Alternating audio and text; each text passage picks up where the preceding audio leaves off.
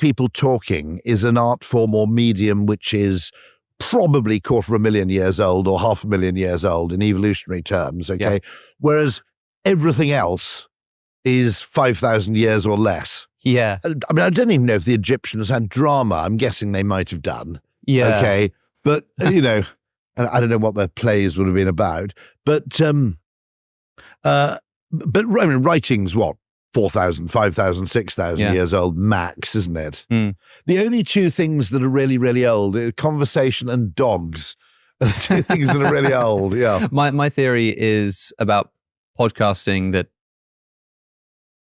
well, famously, I think Socrates never wanted to write anything down.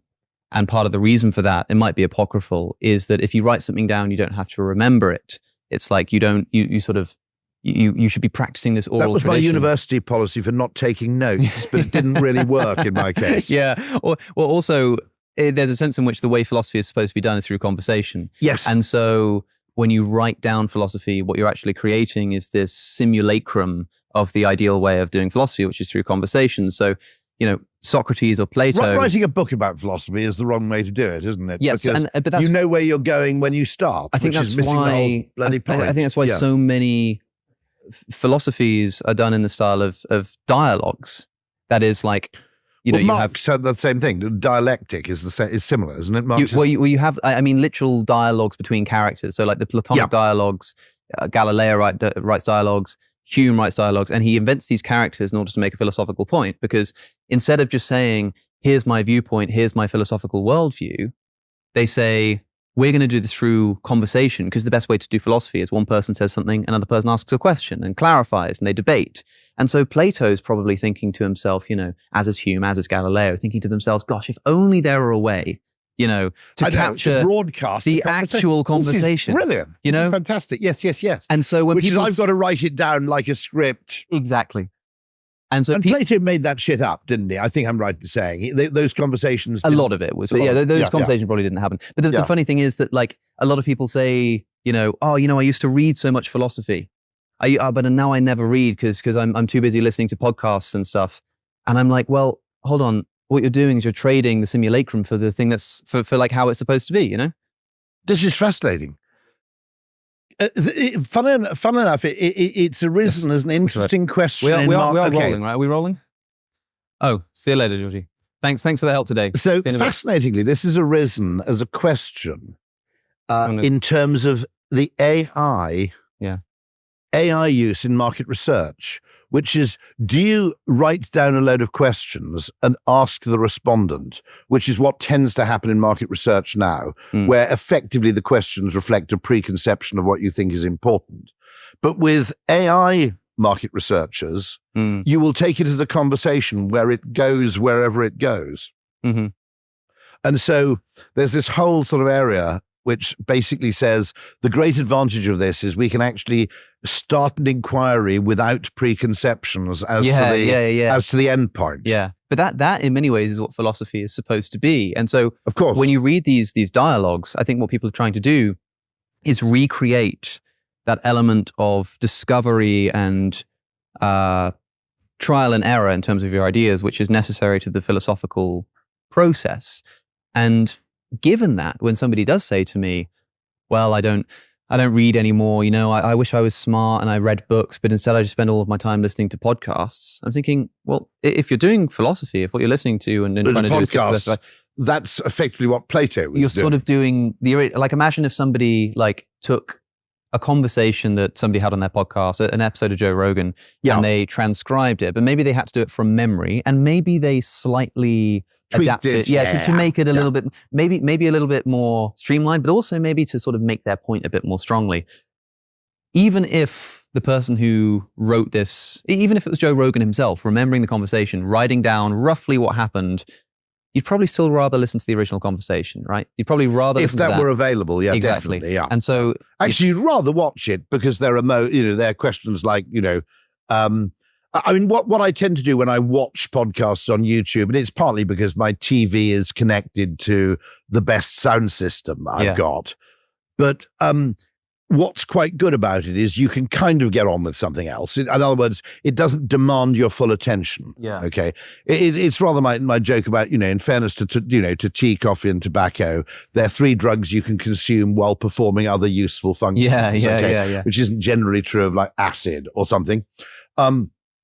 And the radio is the medium of the industrious because you can listen to the radio while getting on with something else. Quite right. You see what I mean? Yeah. And actually, video podcasting, generally, you like the scene setting and you also glance up every now and then, but it doesn't demand your undivided attention in the way that a television program would. That's probably right. I do take it as a compliment when somebody says, Alex, this was one of those episodes where I actually had to sort of sit and listen. I couldn't be like doing the washing up because you sort of have to go back and I suppose that probably hurts our watch time a little bit because a lot of these things are deep dives that really do require that focus. I was kind of ahead of the curve on the TikTok, YouTube Shorts, Instagram thing where they'll have the video and then underneath they'll have the video game footage of Subway Surfers or whatever to like keep people's attention. I was ahead of the curve on this because I used to listen to podcasts and debates. But because, I'm just watching people debate on a screen, I would play some mindless video game, Skate 3, Grand Theft Auto, where I could just sort of like mindlessly keep my eyes distracted. In a flow state, keep your eyes exactly, occupied. Yeah. And so when I started seeing this trend of these TikToks. My kids do this thing, and more people actually do this thing of watching TV with the subtitles on, which is kind of interesting. Yeah. I think that's got a lot to do with the fact that I've seen a few people make this. There's a video essay on YouTube about this, about how as microphone technology gets better, performances get worse or like less clear. That is like, there was a time when if you were on television, you had to talk like this to the camera, make sure that it's a bit like theater. You face the audience, you're very clear. But when microphones got good enough to pick up everything you're saying, suddenly you can make a point like this, and it actually makes it more difficult to hear, and so people now have to use subtitles. So just as you had this change in music where the crooner, people like Al Bowley or Sinatra, were made possible by microphone technology, you basically couldn't sing like, in opera, obviously, it's very much the opposite of crooning, which is highly intimate. Yes. And you now have this unfortunate thing where there's a kind of verite just in cinema, in both lighting design and in sound recording, where, to be absolutely honest, you can't hear what the fuckers are saying half the time. You do notice when you watch Cary Grant that clearly, whatever else you think, there's no problem understanding what he's saying. Yeah. And you do. Tom Hardy is famously a mumbler, isn't he?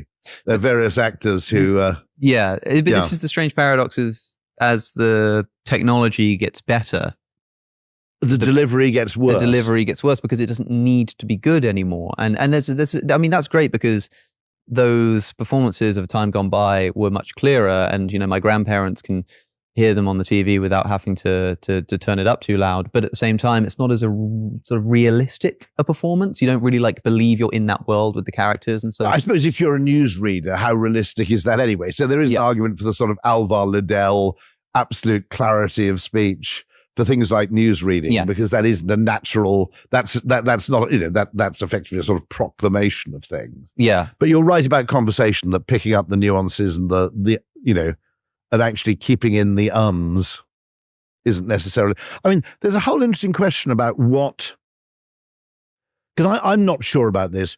If you have an AI agent, do you actually want it to mimic a full screen human being?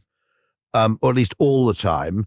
And there are a lot of people now talking about what you might call multimodal interfaces, where you go, I'm interested in staying in a hotel in Fuerteventura. Can you show me a few that you think I might like? And so, because the mistake that Alexa made, Amazon spent effectively, several $1 billion developing Alexa, with the idea that it would become a channel for the ordering of goods and services in the absence of a video component. Now, in the event, if that's all it becomes, it would have been cheaper for them to give everybody an egg timer and a barometer, because 90% of the questions are, what time is it? Set an alarm. And what's the weather like today? And there's an interesting question, which is, effectively what interface is optimal for performing various tasks. My hunch is that Google must be bricking it, because the threat to Google is really an interface shift, isn't it? Yes. The big threat to Google to kill the sort of habituation of use and so forth is that people decide they'd rather talk than type. Yeah. I mean, that's a kind of potentially existential threat. Yeah, and how these AI chatbots are kind of like a new kind of search engine, because instead of searching this index of websites, they're searching through their training data and then searching through the websites as well at the same time. I've got a really weird idea for a new business using AI, which is actually where you pay. If you think about it, okay, let's say you're really into kite surfing and you want to go live somewhere windy, okay? Now, if you've got 100 people paying you £100 a month, okay, that's a stack of a lot of money. I mean, particularly if you can live anywhere you like. Oh, yeah. Right? Now, if you have a PA on the end of a phone or the end of a Zoom call, okay, even better, who is just very, very good at using the various different AI opportunities out there, you could hire that person as your info butler. And it might make more sense to employ a human who's particularly adept at that, okay, than it is to actually use the technology yourself, however good that technology may be. Sure. So the question is, do I really want to spend the last sort of few decades of my life as a typist or talking to machines? Or could you argue that you could create an Uber Jeeves out of a human being who had no requirement to be physically present, but with whom you'd interact for, 20 minutes a few times a week. And you'd effectively say, okay, I need you to sort out this thing with my bank account. I need you to talk to so-and-so, so-and-so. You could text them. You could use any medium of exchange you liked. You'd have an occasional Zoom call. They'd come up with suggestions for your hotel in Fuerteventura. Okay. I mean, wouldn't it make more sense? Because this is centaur theory in chess, isn't it? That the best chess player is a human plus a machine. Well, if this is really that powerful, why do we want to skimp on the human component? Yeah. If it's really that potent. Because I don't need this guy 100% of the time, or woman indeed, okay? Not presupposing. Yeah. You probably need that person for, I don't know, 20 minutes a day. Right. Okay. Now, with 20 minutes a day, they could get on with their life quite a lot of time. They could service a hell of a lot of people that way. They'd also learn from the other people they looked after, who might be people like me. So what I'm saying is, do we actually use this to bring back domestic service as a really lucrative form of employment? Sorry, I've got it. Because in a sense, is it the best use of my time when I could be sitting on podcasts or whatever to actually be there endlessly having to master improvements to that technology? Yeah. Or do we borrow a bit from Adam Smith and go, look, there's a bit of division of labor here that might be quite helpful, and that being an AI expert on behalf of 100 human beings. It's like an AI middleman. Yeah. Someone who's just very good at using the technology. An intermediary, I think, was once the phrase they kind of used. Yeah, you could also then, as an AI company, start developing AI tools which are designed to not be sort of this really great public-facing, anyone can use this and get... No. Like, they could be hardcore police specialists. Yeah. Like, you've got to know the keywords, you've got to know the commands, but once you learn that language, this AI tool is like... In the 1970s, for whatever reason, I mean, I'm old enough to remember this, it was slightly... demeaning to be seen typing. Right. Yeah, well, you had a typist to do that. Okay. Now, just as Simon Cowell does not have a mobile phone, okay, he has people to do this. My argument is that we have a weird tech fetish around the optimization of efficiency, which basically means the elimination of humanity from every process, because the biggest cost is the wage cost. Yes. But just as a hydronic, okay, let's say a JCB made a Navi 100 times more productive, but you still had the Navi, okay? The assumption of the tech world is that you always eliminate the human and the wage cost from everything, and you disintermediate everything. And of course, there's a huge assumption in economics that disintermediation is a wonderful thing. I would argue we will still have estate agents in 100 years' time, because ultimately, I want a transaction of that scale to be mediated by a human being. Now, I'll give you an example of that. I was a campaigner for maintaining manned ticket offices at railway stations, because my argument is there are certain functions I want performed by a machine, which is I know exactly the ticket I want and I simply want to buy it with a contactless credit card. But there are people and there are occasions who don't want that. Either they're elderly people who want a human being to say, no, dear, you need the off-peak return. And there are also unusual journeys where I need a human being whom I can trust to say, actually, mate, what I'll do, and the machine will never do this, okay? Yeah. Look, I'll sell you the peak single to Dover, and then you can get an off-peak return back from Dover because it's £9 cheaper.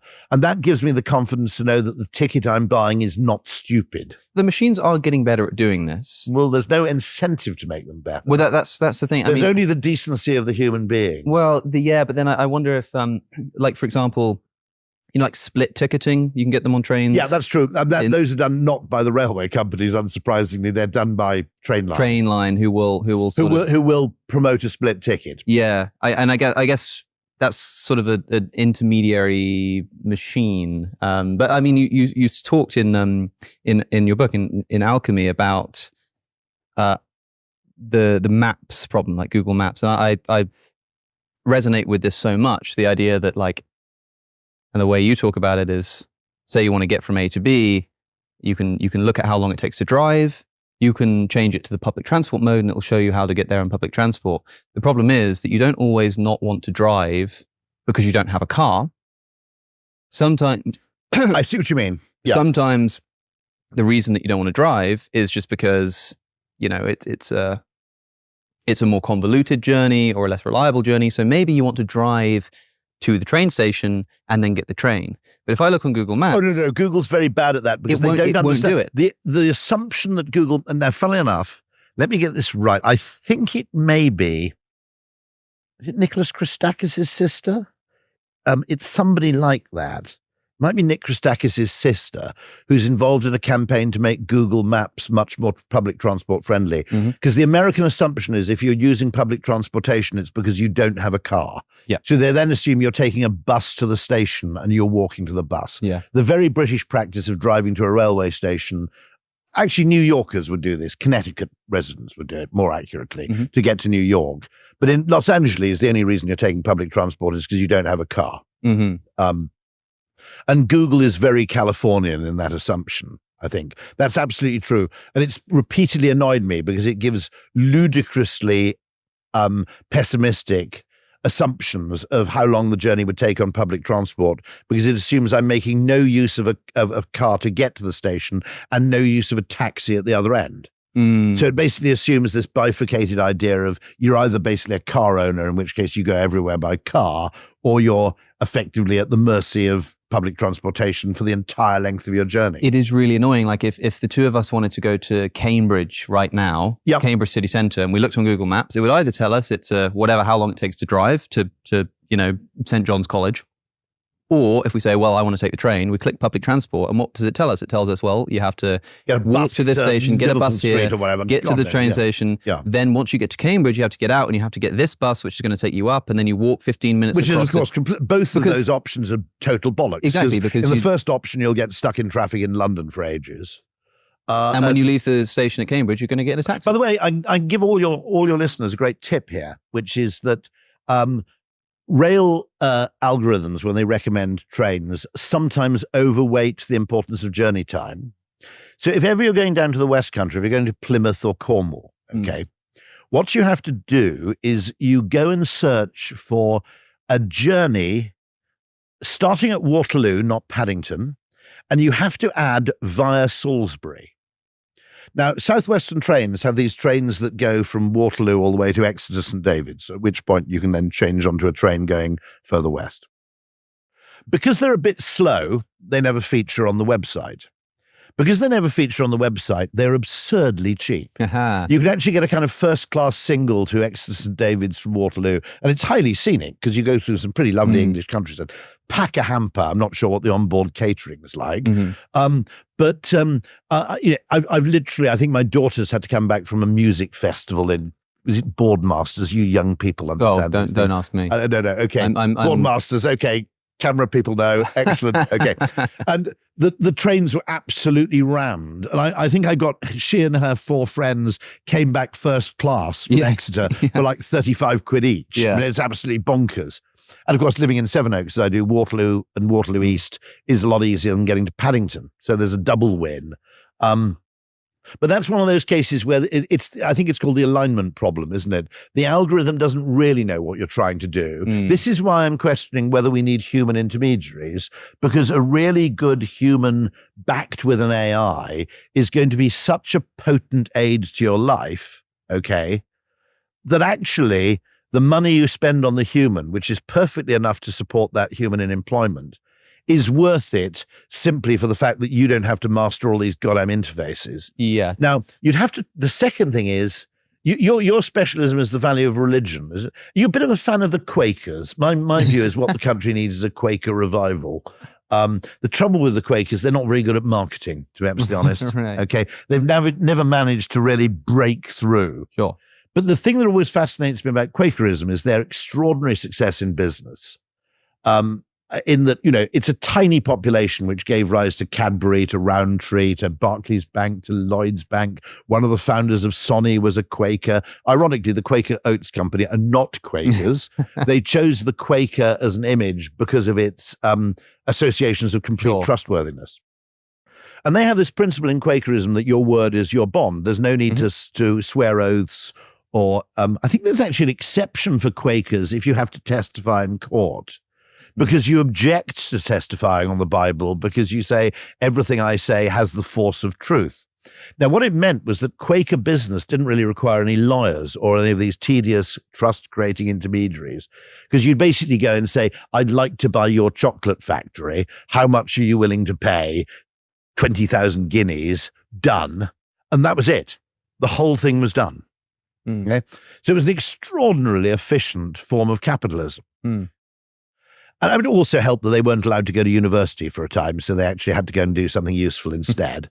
Because you had to be an Anglican, I think, to go to Oxford or Cambridge, which were the only 2 universities. Right. So they were kind of forced into business, however intelligent they were, because they were, they couldn't get sidetracked into a university. But it struck me that actually, if you have a very trustworthy human being with whom you have a repeated relationship, okay, so that they're actually optimizing for long-term value, not short-term transactional value, that person has a huge value in helping you navigate the digital world, which is, after all, optimized for, it's calibrated for very low levels of trust. So do you still need humans and concepts like shame or even fear of divine retribution as part of this system? Well, we could potentially build in fear of divine retribution to an AI system. Once it develops so much that we start questioning whether it might be conscious, why don't we just sort of build into its interface belief in the existence of God and shame and eternal afterlife as possible? I mean, I get the feeling that the technology just isn't good enough yet, and that what you're identifying as well, this just isn't what machines do. Machines don't think in this way. I think that's a problem that can be solved. For example, the earliest chess computers were pretty good at chess, and people are impressed. They think, wow, I can play a game of chess against a computer and it gives me a run for my money. But they say, but the reason why a chess computer is never going to beat a human is because chess computers don't have the creativity that's necessary because you can tell a chess machine, never lose your queen. The chessboard doesn't understand is that there are some instances where sacrificing your queen is the right thing to do. But of course, saying that now seems silly because, of course, you can eventually teach again, you don't teach it creativity per se, but you treat it, you teach it a better. Unless you define creativity as highly refined pattern recognition. Yeah, fine. In which case, which a lot of creativity is. Then I guess you are teaching it creativity. But whatever you call it, the computer learns to do the thing which previously it was thought computers just don't do that, because they just become better at approximating what you really want. And so I can imagine a machine that can recognize when somebody is struggling to type and maybe switches it from ABC to QWERTY or vice versa. And somebody who is obviously trying. I mean, a computer could be clever enough to work out that when someone's clicked on Liverpool Street Station, they were actually trying to go to Liverpool Lime Street and put up a warning. This kind of that kind of thing that usually would require the human to go, oh, well, actually, you should probably just get this one. And you know what? Technically, if you buy this ticket, they'll let you on that train. It's the kind of thing that as long as companies allow this technology to develop, there's no reason a computer can't do that. The only thing is that the codification of everything in real life manifests itself as bureaucracy after a time. Sure. And understanding things like the benefit of the doubt and wiggle room and defaulting to trust. Okay. I'm just wondering whether, actually it isn't more economically efficient to have an info Quaker who is entirely trustworthy and to whom I pay, a reasonable monthly salary for performing. It might just be easier than me having to master yet another bastard interface. Yeah. I was on a train once and there was a woman opposite me who spoke not a word of English, and she just started, she was talking quite loudly into her phone, and I was, God's sake, I'm trying to, and then she just started crying. She burst into tears, and it's because she'd meant to get on this train that was supposed to be like a 5-10 minute journey to the next station, and was finding her way going somewhere into the north of England, and she couldn't even speak English. So after a bunch of translations, just sort of, I was like, oh, you use the phone to translate? So I use my phone to translate, so technology grade and all. You're an Android user then, are you? No, I was on, Google Translate on my phone. Or got it. And it was very funny because she would speak into her phone and report back to me just to say sort of like, thank you or yes. And I think she was sort of trying to be nice to me, but there was something lost in translation. So it would sort of come back like, thank you, handsome man, and stuff like this. And it could have been sincere. I think you're doing yourself down there. Could have been. I just don't think you would quite put it in those terms. Or maybe it's just the kind of woman she was. I don't know. But at any rate, this whole saga ends with, the train worker coming over and me explaining what had happened, what I'd garnered. She'd gone on the wrong train. She needs to get off. You can imagine trying to explain to someone who doesn't speak English. You need to get off at this train. You need to transfer to this platform, whatever. But it ended with the train operator, because she didn't have the ticket, right? She'd had the ticket for this train journey, and she was supposed to go all this convoluted route. And the train operator took her ticket or whatever and just wrote on the back of it with a pen, this woman's trying to get here, blah, blah, blah, blah, blah, Greg, please help her and GWR, don't find her and arrest her. Exactly. Her. And sort of wrote out and that does make me think, even if a computer could do that, it's not the kind of thing you could formalize, No, but it would be programmed not to do it because the benefit of the doubt would show up as a loss financially. Yes. And secondly, it would be vulnerable to fraud. So the first thing to be closed down is the benefit of the doubt. I mean, look, and it's possible that this woman was actually defrauding us all the whole time, but I imagine that she wasn't.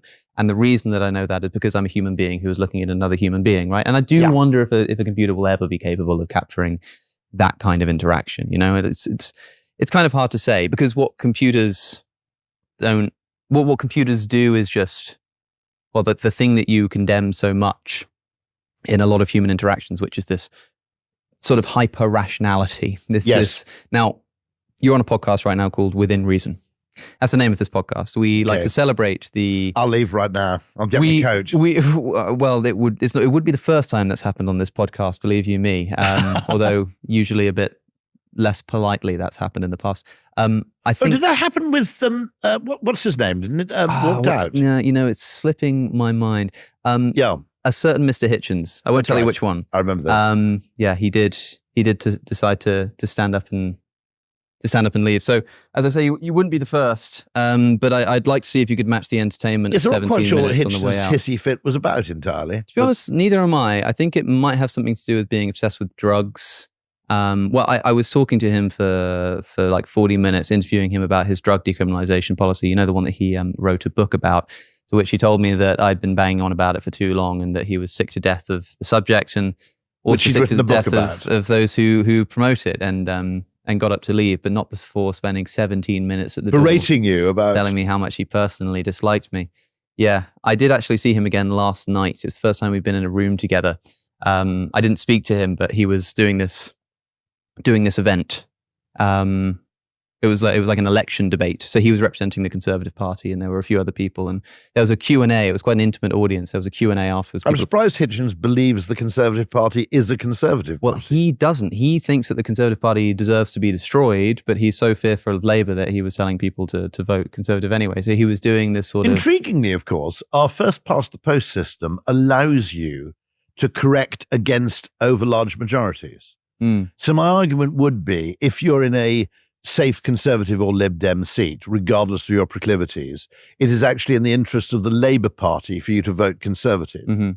The argument being that if you had a huge Labour majority, it would implode, serve only one term, and then you'd be effectively back to where you were when you started. Yes. That there is actually a serious problem about that because of the vociferous nature of left-wing politics. Well, people would get preoccupied with a lot of sort of single-issue obsessions. Yeah. And the whole thing would go doolally, which tends to happen. Well, there are ways to sort of think about, in principle, how you might hack the system when it comes to voting. I'm actually interested in your philosophy of voting, because as somebody who thinks outside of the box about unintuitive solutions to problems and how to solve this problem, you might not realize that, the way to sell more products might be to put the price up rather than taking it down, this kind of thing. When it comes to voting, a lot of people have these ideas about how, well, unintuitively, if you don't like the Conservative Party, if you're some left-winger who wants to see the Conservative Party destroyed, you might best vote Reform UK in this election, because that's going to take votes. That's going to sort of make it more difficult for the Conservative Party if Labour are going to win anyway. Like, there is a substantial right-wing body of opinion in the UK, which has always found an outlet through the Conservative Party, which has for the most part been comparatively reasonable, by continental standards. I think that might be be careful what you wish for. Yeah. Well, I'm sort of seeing a way to sort of destroy the Conservative Party, not by voting for Labour. The sort of weird ways of thinking about voting. I mean, like when you see people going to the polls and voting, what do you think they should be having in mind? There's an advantage to a first-past-the-post electoral system, which is that you get a fairly reliable purge every now and then. Also true in the United States. Okay, so you do undoubtedly get the problem. I mean, interestingly, the Greeks have a system which is quite clever, which is that the largest party, it's proportional representation, but the largest party gets this kind of bonus of seats, which increases the chance of a majority. Yeah, they did invent democracy, so I think we ought to give them some credit. Okay, and it gives them a kind of bonus which makes a majority more likely. So you have a functioning government, but at the same time you still have this power effectively to reboot. Do a hard reset on your politics. When any particular party's been in power for too long, it's probably pretty good to have a purgative function. There's also the question of direct representation, which is there is a person who represents me. There's proper accountability, which you don't have if you have party lists. You have no particular control over getting an individual scoundrel out of the system. Yeah, sure. So, I mean, there are Chesterton's fences, I think, in the first-past-the-post system. Whether it works well or badly, of course, depends on the particular breakdown of opinion, at any given time.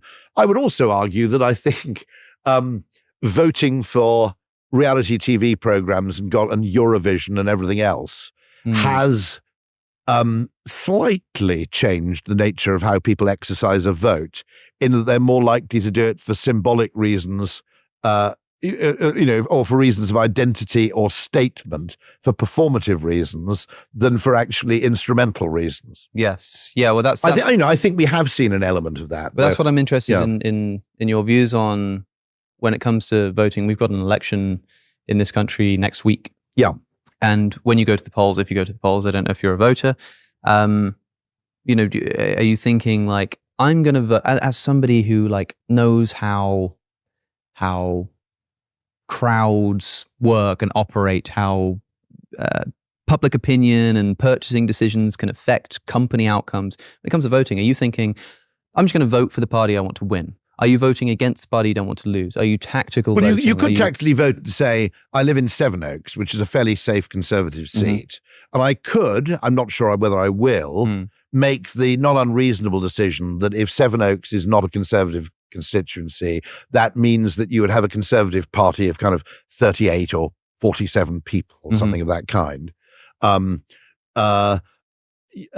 There's not much chance. There's not much liberal democracy in Kent. The Lib Dems have never actually made much headway in most of Kent. In local government they have, but in parliamentary constituencies, not much. And I could make a perfectly reasonable decision to say there needs to be some sort of competent opposition, and vote Conservative while pinching my nose. I haven't ruled that out. Yeah. As a perfectly, and that is, of course, using the electoral system to some extent. That's one thing you don't have in proportional representation to quite the same extent, which is the freedom to say, I wouldn't particularly mind a Labour majority, but a very large one. Bear in mind, of course, you also get the problem that you then get a huge number of members of the parliamentary party who have no ministerial role. So, and probably a huge number of them have no prospect of it. Yeah. Which is it's very good to have a reasonable number of those people, but a huge number of those people might make the whole thing unruly. Yes. Yeah. I can imagine. It's interesting what you're saying about representation. I had a friend recently who was wondering, and this person is a right winger. He wanted to vote for a right wing party, but lives in a place where the Green Party actually has a pretty good shot of getting a seat. And he was like, well, I don't know what to do because I think that all of their policies are like total bunk. But because we live in a system where they can get lots of votes but not get any seats, I feel a slight duty to vote for the Greens, even though I hate them, just because I value democracy so much that I think they deserve to be represented in Parliament. But is it No, that's perfectly reasonable. I might do the same thing. Yeah. In that there should be some Green representation in Parliament. And so even if you totally dislike the party, even if you think it's like the worst thing in the world or whatever, there was still this incentive to potentially vote for them just for the sake of democracy. There should be some reform representation in Parliament, by the way, because, I mean, it's, anything that has the support of 10 to 15% of the population deserves a few seats. Deserves a voice. Yes. Undoubtedly. And I think there should be some mechanism where that can work. And I'm very interested on the Green question. I'm kind of conflicted because I think that climate change is probably real, okay, and potentially catastrophic. But I also say that most of the actions that have been taken in pursuit of combating it may have been counterproductive or misdirected. Yeah. What are your views on Just Stop Oil? Well, that will be an interesting question, which is a wider question on the possible, how would I say this? I think a large part of demonstration culture is counterproductive. Okay. It's a bit like, in other words, it makes you feel great. Okay. But everybody else hates it. So the classic example of that was Neil Kinnock's All Right on the eve of the election against John Major, 92, I guess it was, wasn't it? Okay. If you're in the hall surrounded by Labour supporters, going all right makes you feel fantastic. Unfortunately, it's also broadcast on television. Okay. And so there's a well-known phenomenon where it's sometimes called a purity spiral, where people in groups adopt more and more extreme positions and behaviors to signal their adherence to the group. In other words, it's not enough to be averagely concerned. You have to go to more and more extreme behaviors to signal the extent to your compadres that you really, really care about this stuff. And that leads to kind of, what you might call runaway signaling. And the problem is that when those behaviors are observed by other people, they tend to actually be effectively more likely to set the cause back than to promote it. I mean, if you look at very successful movements, and there are a lot of them. By the way, we tend to forget the unsuccessful movements. That's so there's massive survivorship bias in our belief in protest. There would have been huge anti-Catholic protests in Britain in the early 19th century, or certainly the late 18th century, for example. There are lots of protests. I mean, CND went nowhere. If we were going to be, that took up a lot of attention in my. Maybe it should have gone somewhere. By the way, I mean, I think they had much better arguments than they had PR advisors. Yeah. There's a wonderful thing in John O'Farrell's book, Things Can Only Get Bitter, where he made the point that, what you would tend to have is you tend to have a CND demonstration and someone would be dressed up in a sort of clown suit, appearing to fillet a nuclear missile as some act of performative art. And John O'Farrell said, when Winston Churchill said that, if Nazism should triumph, it would mean the end of Western civilization as we know it. It was not necessary for him to also dress up in a skeleton suit and fall to the ground at the end of the speech. Okay. Yeah. And so some of that stuff is actually deeply... By the way, there's the extent to which we give coverage to demonstrations, is an extraordinary form of media bias. Because I would say, 70% of the population, for various reasons, are incapable of participating in them. Okay, either they don't live anywhere near London. Okay, I mean, the people of Liverpool would have to burn the city to the ground to get the same media attention as 50,000 Londoners breaking a few windows with 5 Sky News cameramen on convenient hand. Okay.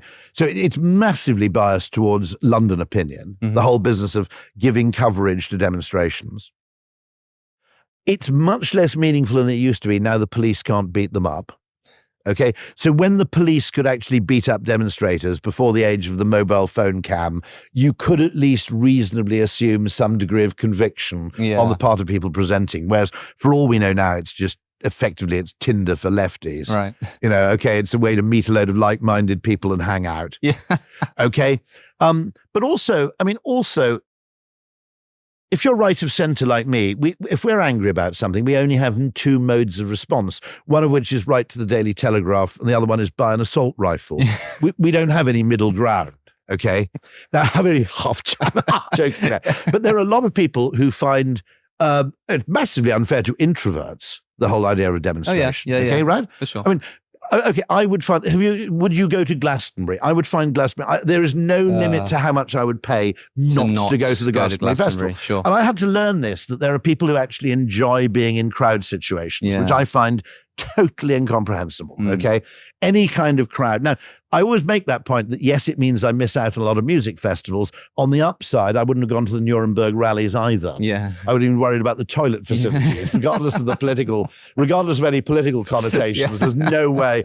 But also, to me, genuinely, having someone shout at me with a megaphone and I shout the same thing back, okay, would literally make me physically sick, I think, okay? Just that action, that particular action of just having someone shout something, I shout the same thing back, just runs completely counter to every instinct I have. I would just find it a repellent activity. I couldn't do it. For any cause, okay? It's just not in my DNA to do that. Now, I don't think, I don't know if you're the same, whether you enjoy shouting things that someone has shouted at you. It depends on the day, I think. Okay, you have those moments. It depends on the time of day as well. It depends on my energy levels. Interestingly, Jordan Peterson said once, I'm not sure how true this is, but he said, he gets protests at his talks all the time. So he was sort of touring universities, giving talks, and he would get people sit outside, left-wing protesters just screaming, trying to block entrances, all of this kind of stuff. And he made one change to the way that he conducted his talks, and the protests disappeared overnight. Go on. He started holding them in the morning. That is unbelievably perfect. And people couldn't be bothered to get out of bed. That was his... Well, that is proof of my theory that since the police are unable to actually practice indiscriminate violence, okay, the protest has lost some of its meaning. It's become actually a form of entertainment for a particular kind of person. I see what you're saying there. It's unrepresentative. I mean, okay, the fact that... No, okay, let's be absolutely honest about this. There isn't a counterfactual because there was no Palestinian entry to Eurovision. But the fact that Israel headed the popular vote on the telephone, okay, with a not particularly brilliant song, in the UK, France, Germany, etc. Okay, right? Okay. Now, as I said, I'm being very honest here. There wasn't a Palestinian entry. I'm sure if there were, that would have done very well too. So, but nonetheless, what I'm saying is our fetishization of protest and our fetishization of certain types of opinion, if you like, strikes me as a slightly weird facet of the modern world. Yeah. I mean, it's not as if you don't have social media for these people to vent, after all. Yeah. I mean, it's a peculiarly weird thing. But when Jordan Peterson shifted his talks to the morning, basically the trouble dissipated. Nobody could be bothered. That's what he said, anyway. I mean, he might have been exaggerating, and it might have. I mean, there's sort of a joke in there somewhere too. But never protest against anybody, least of all at a university. But the one thing I do worry about is that, I'm basically on the far left of the alt-right in my politics, okay? And one of the reasons I stay there is that I notice that people who become invested in right-wing opinion are driven slightly insane by the extent to which their whole identity, of necessity because of the hostility they face. So you could argue I'm simply ducking, I'm actually chickening out at this point. But if your whole identity gets defined by responding to criticism and attack, okay, I just, it may be a highly principled act, but I don't think it's good for your quality of life. No. There are lots of things about life which are absolutely not remotely political, okay? That's sure. Dr. Johnson said, of all the things that human hearts endure, how small the part that kings and laws can cure. I think that was Dr. Johnson, who's pretty much my kind of sanity touchstone on pretty much all matters, actually. The point I'm making is that one of the things I notice is there are certain people on Twitter. I'm totally happy to have people disagree with me on Twitter politically. When someone disagrees with you, go and look at their Twitter feed. First of all, if there is an insane volume of activity, by which I mean they've been on the platform for 5 years and they've tweeted 97,000 times, okay, they're bonkers, okay? If you go back through their Twitter feed and it's all about politics, just block them and get rid of them. They have no future interest, okay? In other words, they're in the grip of a kind of mental derangement. Right. If in amongst the stuff about I hate Rishi Sunak, there are a few pictures of their kittens or their children or whatever, something that's actually not political. I mean, someone who ends up seeing life through an entirely political lens, which of course was always a disease of the left. You literally had people who got up and said, how can I possibly enjoy Eggs Benedict when something bad is happening? Okay. I mean, that used to be a little bit of a disease of the kind of hair-shirted left. But you can end up on this kind of what you might call the equivalent on the right. And my argument is it's actually just as unhealthy. I want to hear what Jordan Peterson has to say about like maple syrup or something. Okay, yeah. Right? I don't, he's Canadian. He's probably highly expert. Apparently the dark kind's much better. The light kind's just for the tourists. But life is infinitely complex and interesting.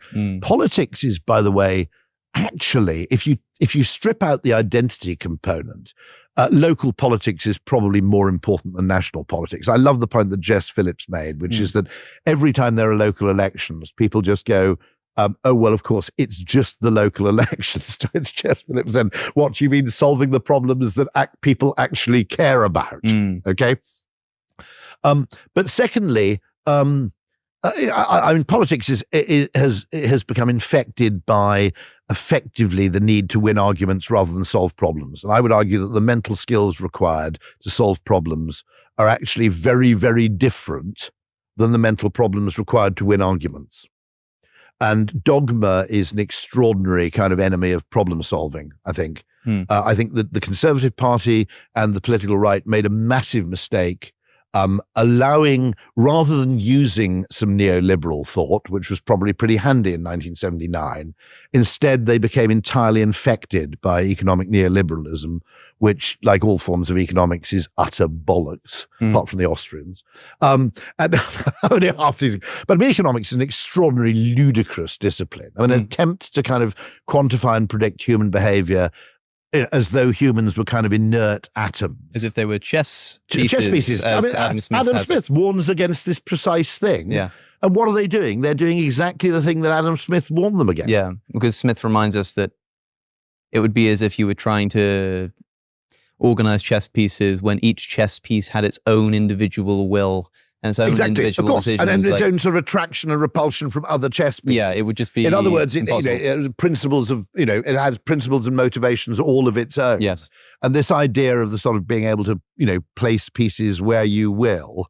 As if there were no forces acting in between them, is a kind of nonsense. And he warned against that. Now, the right probably quite rightly took that as a completely useful warning against central command and control economies. Quite rightly, that's possibly what he partly meant. But it's also, in a sense, a warning to economics that, in other words, the man of system is the person he criticizes, isn't it? That's right. That's right. Yeah. I mean, this stuff is very interesting, but I mean, I think that I've got some Hindu friends who rather brilliantly always criticize Westerners, I think rightly, for what they call monotheism. And he said, just because, just as we have to have one God, we also have to have one theory to explain everything. Okay. And one of them, a fantastic chap called Jag Bala, he points out that his mother goes to a temple in India, and on the altar at the temple, there is an elephant, obviously not a real one, a model of an elephant, a monkey, and Jesus. Yeah. And she sees absolutely no problem with having all three. Whereas in the West, we're undoubtedly given to this idea that you have to have one entirely explanatory kind of Newtonian explanation of everything. Okay. And I think he's right. I think he's got a point there. That actually, I think what's interesting is there's an awful lot to learn from some slightly odd political movements like Georgism, Austrian school economics. The fringes of economics are more interesting than the mainstream. Actually, an Italian socialist. I think this is a brilliant idea. I genuinely think it's fantastic. Okay, he believed that money should basically have an expiration date. So you should issue money, but to encourage people to spend it rather than hoarding it up, it would effectively run out. Yeah. So you'd encourage the rapid velocity and circulation of money. Now, what's interesting about that, of course, is marketers have already invented that with the voucher that you get at Sainsbury's that expires in 2 weeks' time. In other words, get £15 off if you spend £60 at Sainsbury's, expires probably yesterday, knowing my luck. But you know what I mean, okay? And the whole point of that is to encourage the velocity of expenditure and regular air miles. Some airline loyalty programs are exactly what Hayek talked about when he talked about multiple currencies. And you can have different rules for the different currency. But why is it good? Why is it good to encourage people to spend money quickly? Well, hold on a second. I'm not really a capitalist. I'm a consumerist. And I would argue that one of the strangest things we do in politics, this comes from an assumption of neoliberal economics, okay, which is that everybody is a perfect utility optimizer.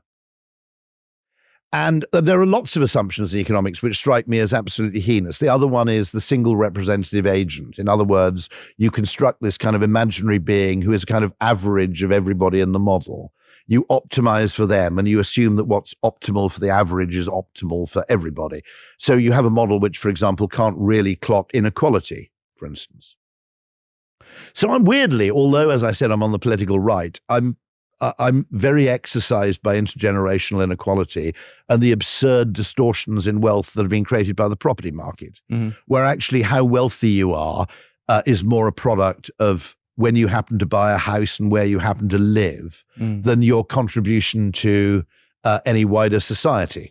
And so by putting in it's a completely arbitrary. It's like making the national lottery. The property market is like making the national lottery 50% of the economy. Okay, yeah. It's whack. But then I don't understand. By the way, you young people, okay, you're very weird because you're passionate about the NHS, despite the fact that you get almost no value from it in proportion to what you pay.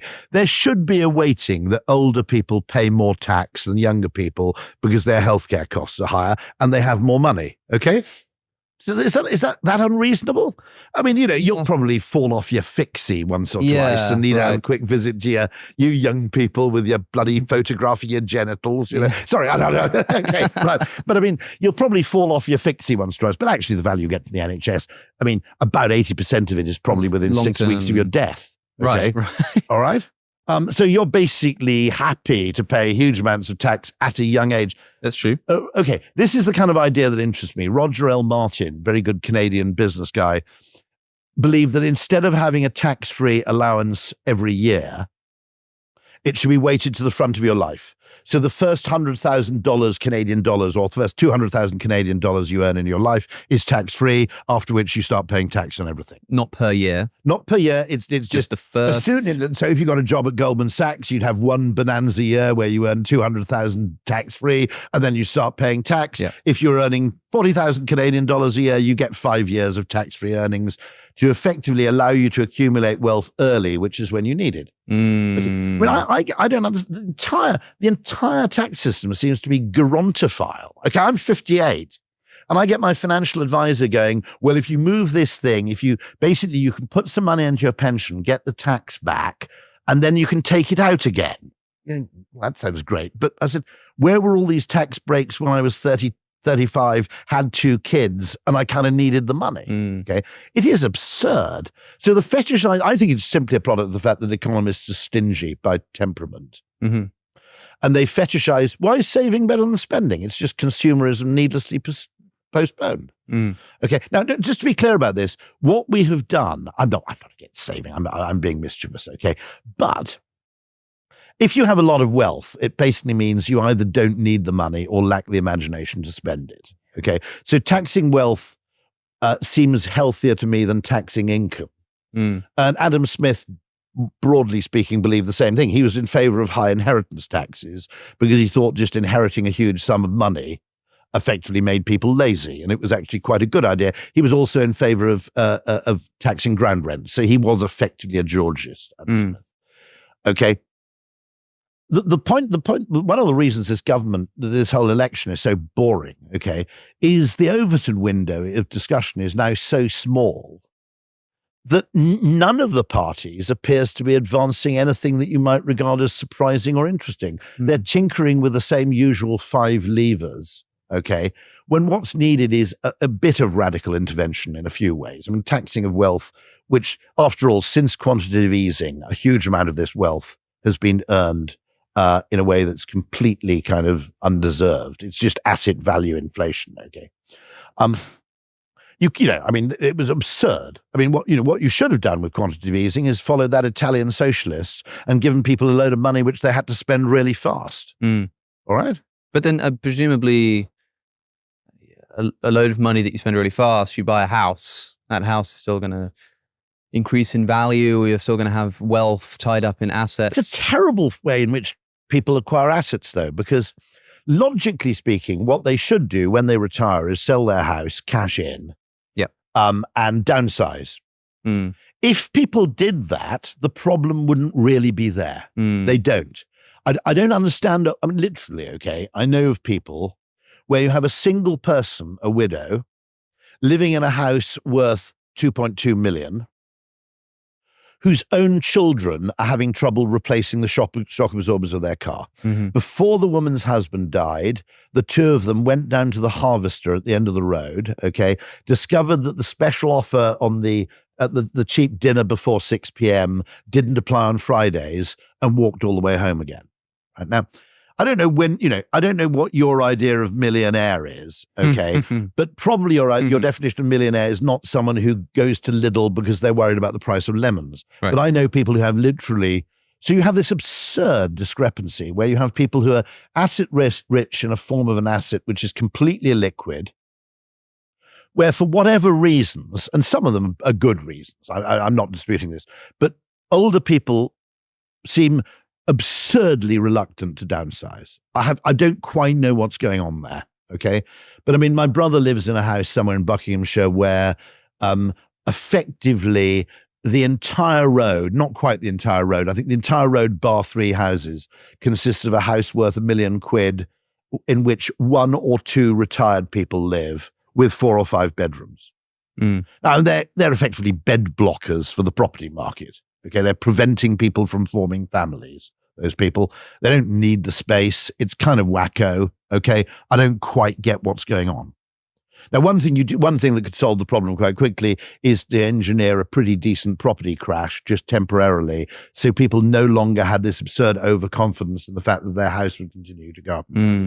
I think there are people who don't move out of London who would be happier living out of London, but they're terrified that once you move out, you'll never be able to move back in, and they're terrified of missing out. It's basically a massive collective FOMO. Okay. Now, I mentioned the fact that, neoliberal economics assumes optimal utility maximizing expenditure. Just to be clear on this, okay, housing is the worst way you can spend your money in terms of the externalities, okay?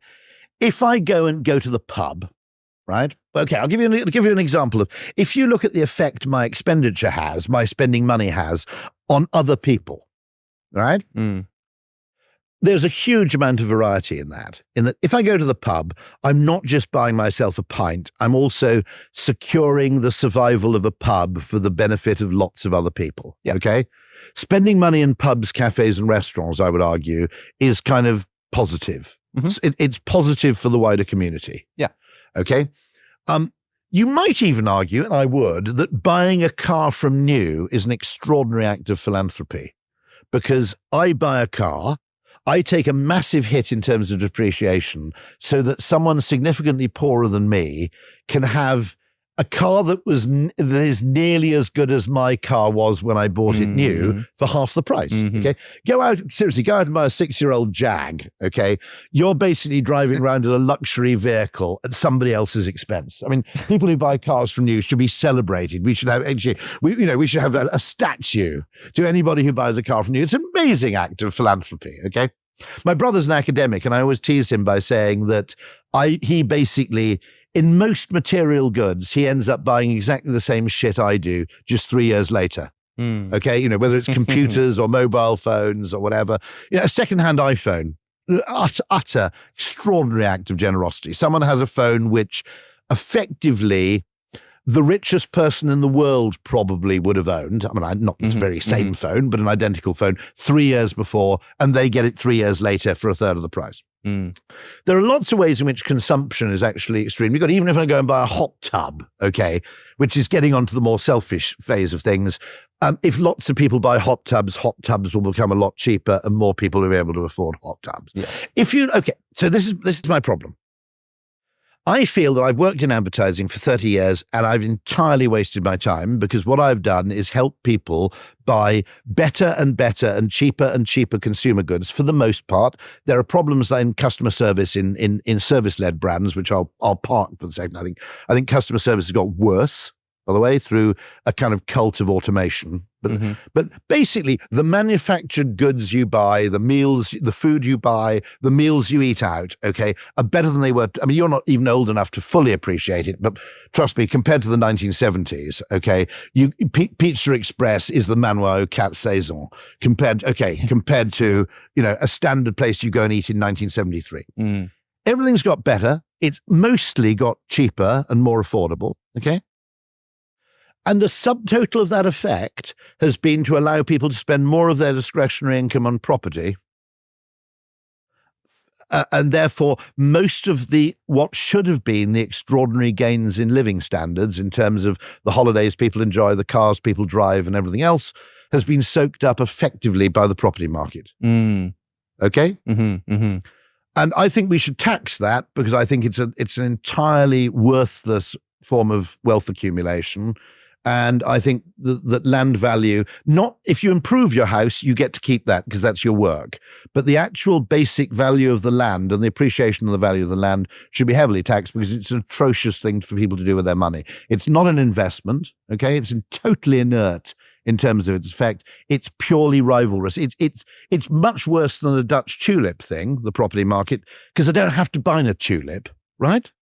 Okay, the Dutch tulip boom was an insane kind of Ponzi scheme nutter boom, but there are substitutions for tulips. I know these tulips are getting a bit expensive. I think I'll move into what is the Dutch? Oh, tulip? Right, it was a thing that it's part true, part mythical. I think if you dig into it, it was effectively that tulip prices, and particularly for rare tulips, basically spiraled out of control at some point in 17th century Holland. And so it was one of these cases where effectively rising prices brought in ever more demand.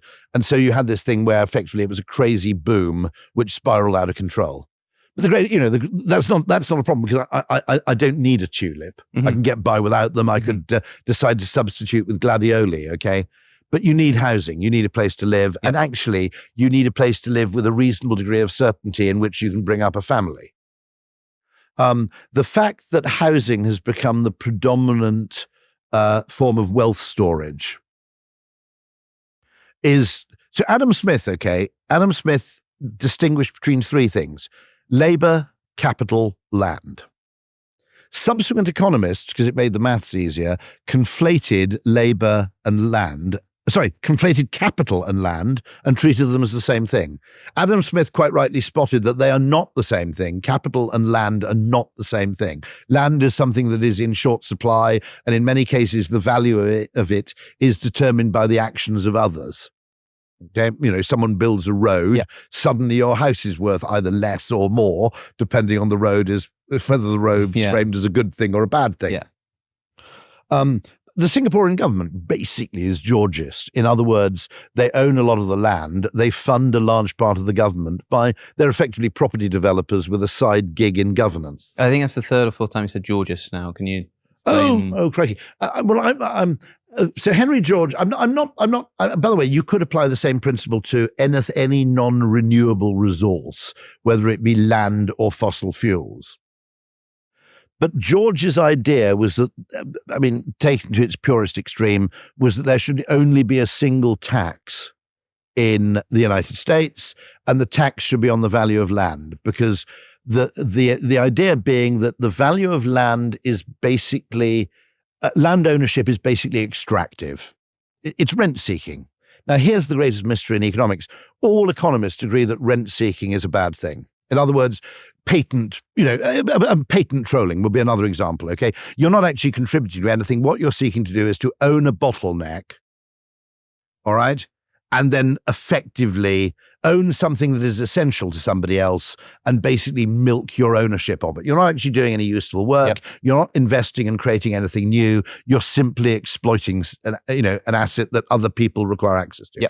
So what tends to happen, okay, what George would say is that when you get people, let's say, forming a community, and the community becomes more and more desirable and more wealthier, and more people want to move there and so forth, the gains, which should go to the people who did the work or indeed provided the upfront investment to build the buildings or whatever, instead go to the owner of the land who contributed nothing. And what tends to happen is whenever you have any form of useful activity which depends for its performance on its location, the gains from that activity do not primarily go to the person who's performing the useful activity. Okay? They go to the person who owns the land on which that activity takes place. Yes. Okay? So, an example would be airport retail, which is effectively, various brands have to be there. The people who get rich out of airport retail are not retailers, they're airports. And what they happen to do is simply own a kind of, they've got a location, the ownership of which confers an income on them without requiring any commensurate investment or risk. And so the idea is that effectively, since this thing is extractive, some people have described Georgism as basically socialism in relation to land, free market capitalism in relation to everything else. Okay, that's probably quite a good shorthand. You could, interestingly, I'm sure some people do, I haven't researched this enough, extend exactly the same thing to, for example, non-renewable energy. You could say oil. The ethical justification for this is kind of, look, land, okay, the fruits of your labors rightly belong to you because you created that thing, okay?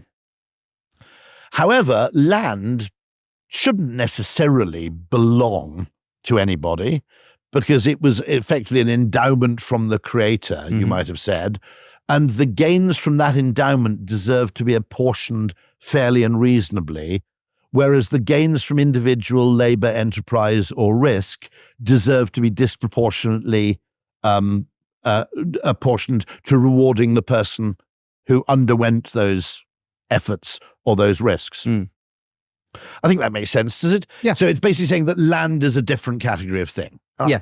Okay, and you might argue of fossil fuels. That I would say it's not a huge leap to say that you should basically tax the use of non-renewable resources. Yeah. Because the idea being that they aren't actually the fruit of man, if you want to get religious about it, they're actually a kind of, they're a fixed endowment, and that, whereas people don't deserve the fair share of other people's labors, there's an argument that you should reapportion the wealth that comes from effectively extractive rent seeking through land ownership. Yeah, see, I'm thinking about... Won't endear me to the world's property developers. Maybe not. And more ironically still, one of my daughters is planning to work in commercial property. But my point about this is that it's certainly... it was given that Adam Smith believed it,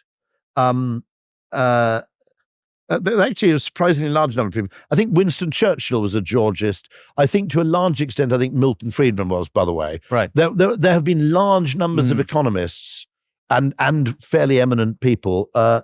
Who's that fashion designer who was married to Malcolm McLaren? The one who... Oh, you're asking the wrong person. Someone must know. Anyone? Famous fashion designer who died fairly recently.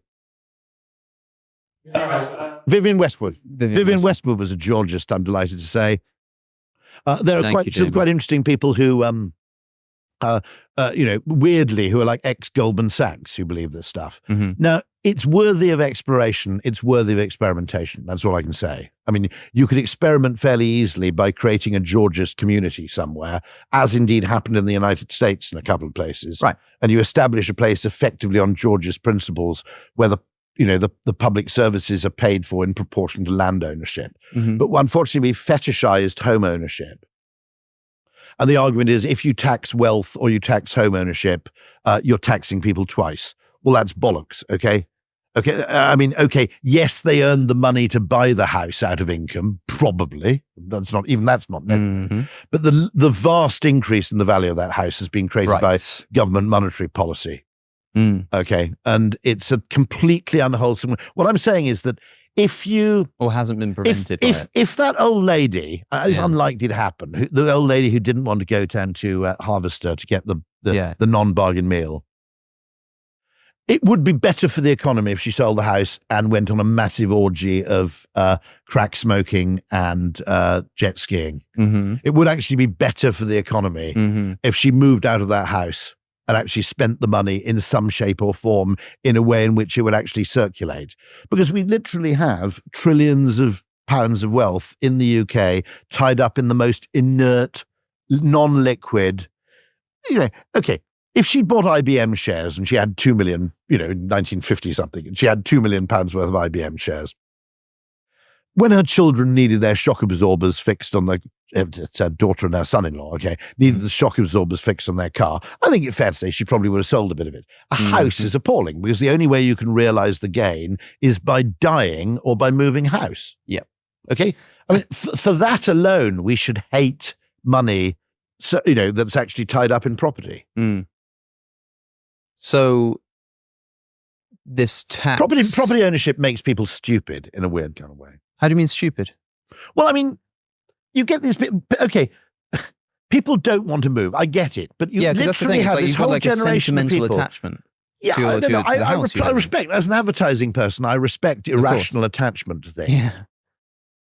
My only point is that I would argue that people in their 70s and 80s probably are pretty irrational.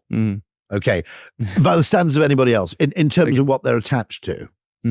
I'd also argue that we fetishize the old, in that all you need is one newspaper sob story about an old person who's got to move out of their home, because they can't afford the new land value tax, and that's Georgism killed. Now, old people now, they didn't fight in World War II. They were at the bloody Isle of Wight Festival, pensioners now, right?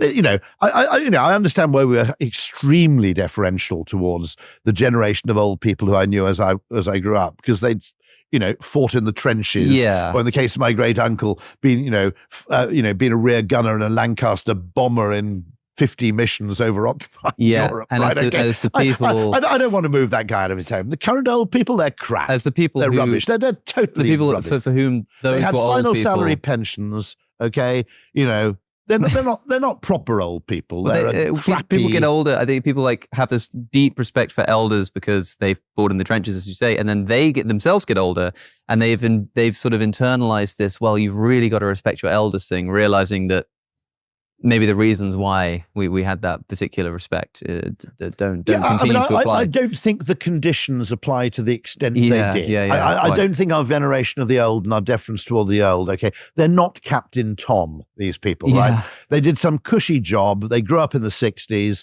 They had really good music. Okay. Yeah. They had pretty good drugs. And then they got a job, in some public sector position with a final salary pension. Sorry. I'm not, I don't think we should actually screw over young people to, respect people who, had some crappy public sector job with a cushy pension. I don't think that deserves the same level of veneration and deference that we're giving them. I think that's fair enough. Also, they're old. They've lucked out, right? I've had friends who died in their 40s and 50s. Okay. They're already lucky in terms of the health endowment they've enjoyed. Okay. Right. And now we're actually giving them money as well. It's ridiculous. Yeah, but I mean, do you think you'll still feel that way when you're 80? If I make it. The point I would make is that I hope when I was 80, regardless of the state of my financial affairs, I'd have some intelligent apportionment of my wealth where 100% of my available, of my wealth was not tied up in the place where I lived. Yeah. I would have at least made mental preparation to move somewhere smaller. Yep. By the way, it's a bit like getting a stair lift. Most people who get a stair lift wish they'd done it 5 years earlier. Okay. Most people who downsize wish they'd done it 5 years earlier. Yeah. My father was forced to downsize because he had a property business which kind of crashed badly and was forced to move from a bigger house into a smaller house. 1 year later, he actually said this was the best thing that happened because otherwise I would have been an 87-year-old struggling to maintain a huge house. Yes. All right. It's not a great way to, there are only two of you or one of you, right? You don't need 5 bedrooms. Okay. My wife said this. She said, "Oh, I want a bigger place so the children can come and stay." Okay? Fuck that. The little shits can go and stay in the travel lodge. I'm not going to have them hanging around the place. I'm not going to spend $250,000 on bloody spare bedrooms just so the little shits can come and visit for sort of 3 days every month. They can go down the travel lodge like everybody else. And, so no, I find it weird that we regard this as normal. I mean, there are lots of aspects of the property market where economists have conflated land ownership with capital. Okay, lots of aspects of the property market. For example, the fact that for 30 years property price rises were presented in the news as a good news story. Right. Okay. Yeah. Now, nobody says, hey, good news if you've got a full tank of petrol, the cost of petrol's gone up, okay? Because it's something that people need to use over time, okay? Yeah. But for some reason, now, just to be clear, if you look at it sequentially, longitudinally, okay, a property price rise is very good news if you've got parents who are planning to die soon, and it's very good news if you're planning to downsize. For everybody else, either people who don't own property or who are planning to move to a larger property because they've just had kids, a property price rise is bad news. It is good news for an extraordinarily small group of people in a particularly select point of their life. Okay. Other than that, it's bad news for everybody else. And yet the news coverage of it for more or less the entire duration of my adult life was great news. Property has gone up. Why?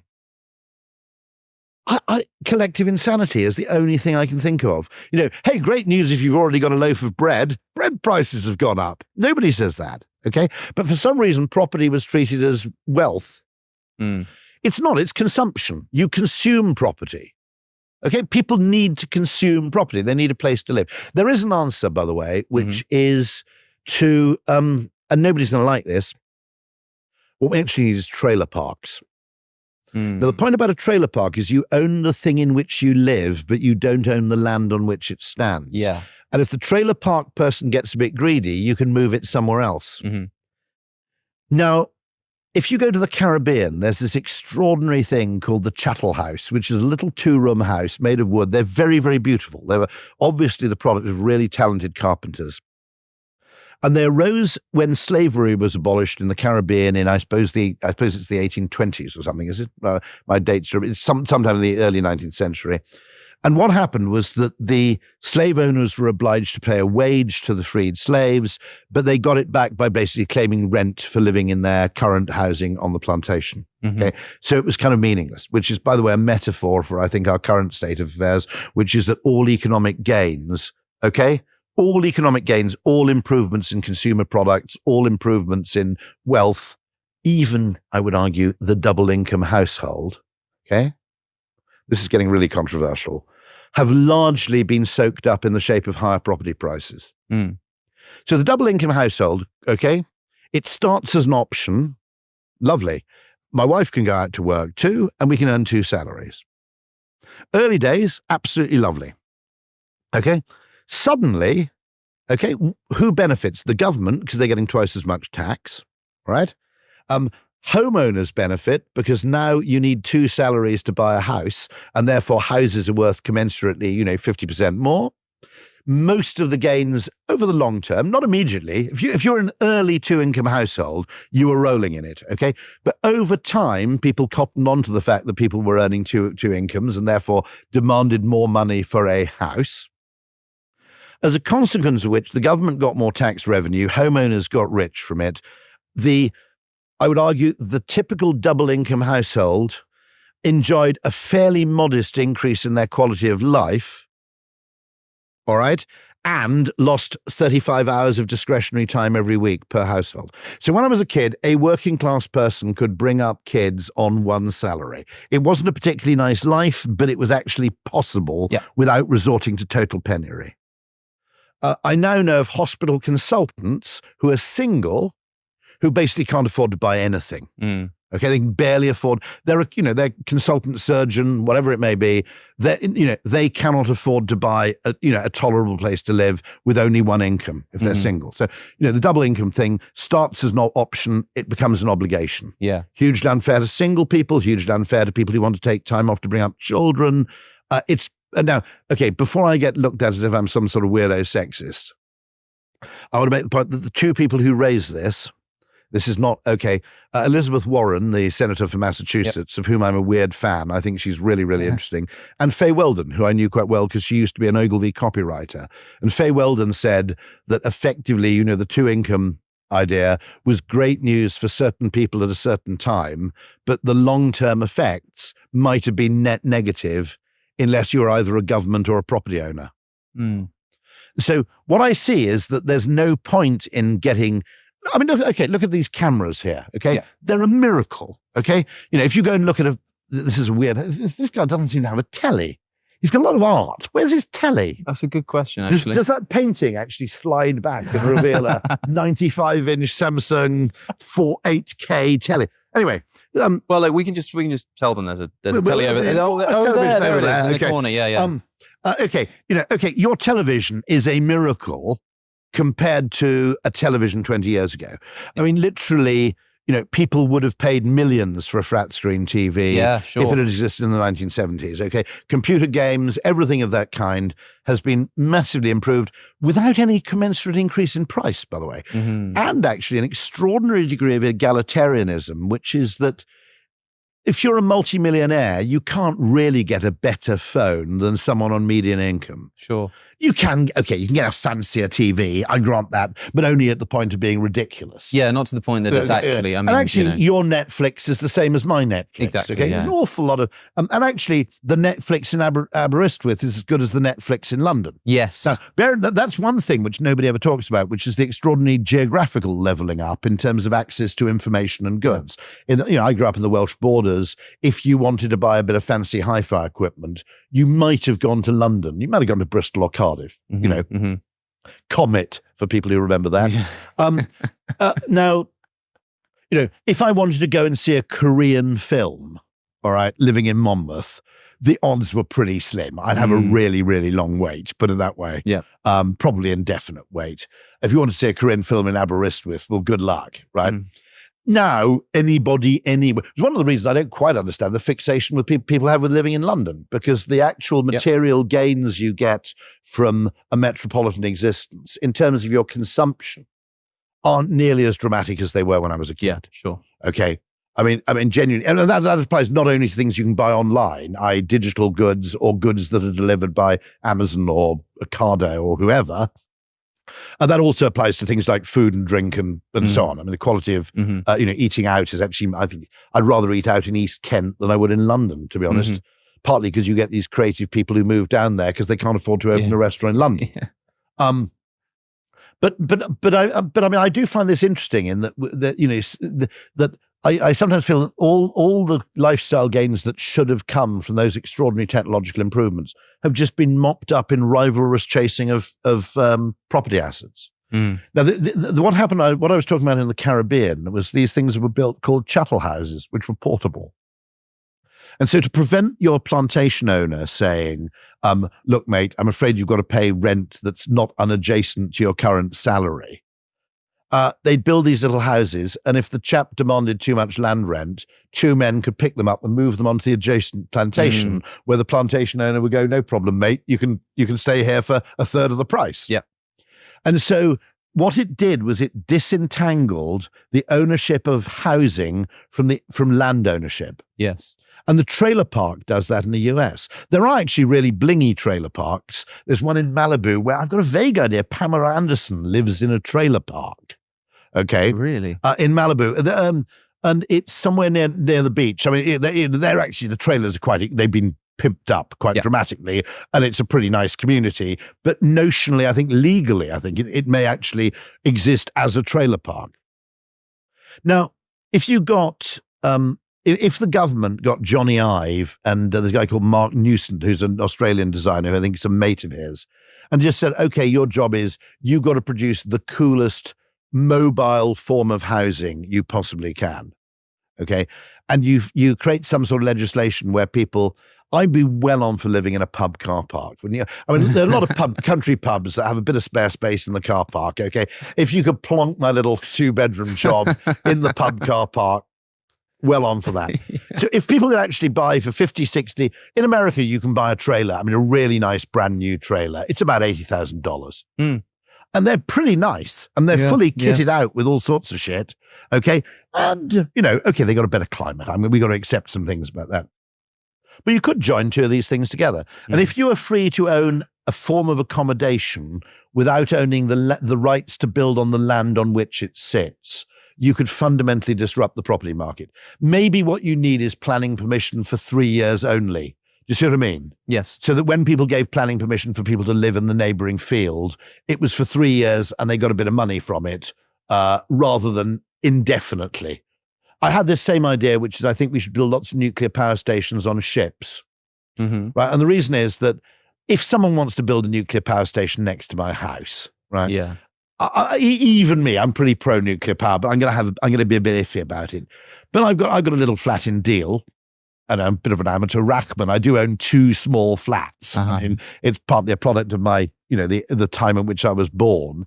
But if a nuclear power station sails in close to the coast, okay, plugs into a big wire, and then for 3 months it provides a lot of power to East Kent, and then it sails off somewhere else, I'm not remotely bothered, am I? Okay, I'm not going to protest that to the same degree I would protest a permanent fixture. Right. So I've got this theory that you could just put nuclear power stations on ships and people would be pretty chill. They thought, okay, the thing's going to be in harbour for 8 months, and then it's going to go somewhere else. Yeah. Completely different level of objection. Maybe there could be some sort of like tax benefit for the people who live near it or something. Oh, that's fascinating. If we didn't have this huge explosion in property prices, which unjustly enriches people without any real measure of the contribution they've made to society, without any proportionality. First of all, one of the things you do is you discredit capitalism, because you can say what you like about Henry Ford being rich, but he gave a lot of people a car, right? Okay.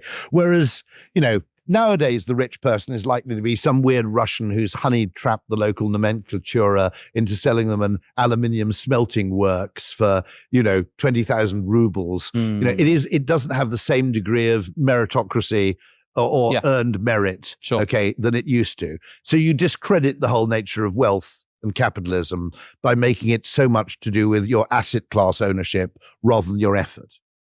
That's my first objection. Second thing is, if we hadn't had property, if we'd had an artificial means, e.g. taxation, of keeping, and a commensurate reduction in income tax, right? If we'd had some means of taxing land value, could people now actually work a 4-day week and maintain their basic quality of life? I think that's entirely possible.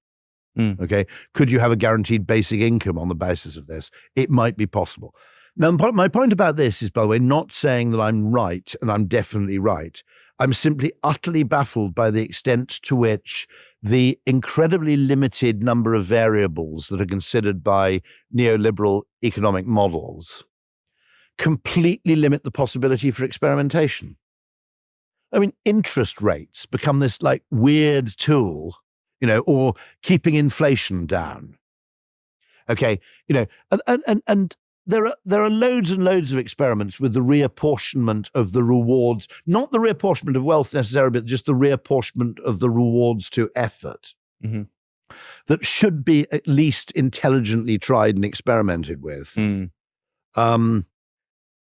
I've got a vague idea, I think, that, for example, someone at Kent County Council went to the government and said, we'd like to do an experiment where we basically sell planning permission. Because when you give someone planning permission, well, let me explain how I would have paid for High Speed 2. All right? I would have bought 20,000 acres, actually 2 lots of 20,000 acres between London and Birmingham, and 2 lots of 20,000 acres, again, of agricultural land between Birmingham and Manchester. And I would have built the railway. I would have awarded myself planning permission for those 20,000 acres to build housing or communities or whatever you needed. And then I would have built a station in the center of each of those communities. The value of agricultural land, I'm probably a bit out of date here, is about £3,000 to £4,000 an acre. The value of land with planning permission for residential building within 20 minutes of Euston Station is probably something like, that's actually interesting, possibly £1 million an acre, is it? Might be more. Right. It's going to be a few million, I would have thought. So literally you're multiplying your money by a few orders of magnitude. Yep. Now, if you'd done that 3 times, you would have paid for the whole railway. Okay, simply by awarding yourself planning permission. What do we do at the moment? We award planning permission to people. We effectively give them a gift of £1 million. Their neighbours, meanwhile, have to put up with all the shit and disruption. They get absolutely nothing. The state gets nothing. The local council gets more or less nothing.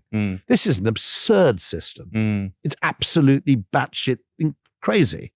So you have government conferring millions of pounds of wealth on people through the planning system, without recouping any of it to the benefit of the wider community. What a weird thing to do. That is quite strange, and unfortunately rather pessimistic note on which we're going to have to wrap up. Okay. I mean, because unfortunately I do not own this I wonderful quite understand place.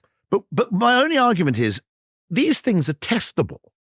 They're two-way doors. Yeah. Okay. You can. This is Jeff Bezos' phrase. A two-way door is something where, to be honest, it's actually easier to try it out in reality than it is to argue it in theory. Sure. And the complete dearth of experimentation in areas like this, where I think Kent tried to do this, and the Treasury just had a complete conniption about it.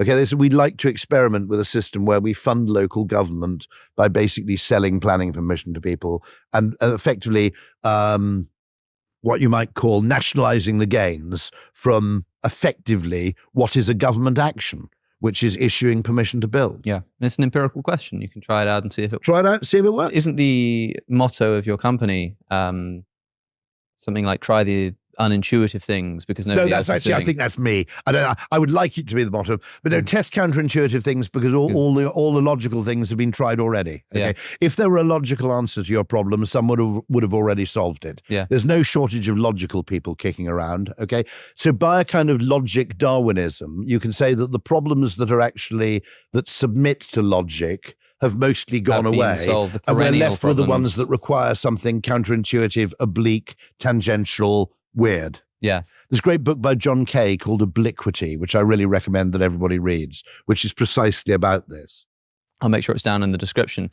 Rory Sutherland, thank you for it's been a huge pleasure. Absolute delight. Thank you very much. For a wonderful tour of some interesting areas that we don't usually get to touch on this channel. But I mean, it just strikes me as utterly weird that all you need to do is a fairly easy reframing where you see property ownership is not wealth, it's consumption. You're consuming the property in which you live by depriving someone else of the right to live there. Now, if interestingly, consumer electronics are not really consumption, because if I buy an iPhone, I make iPhones cheaper for other people.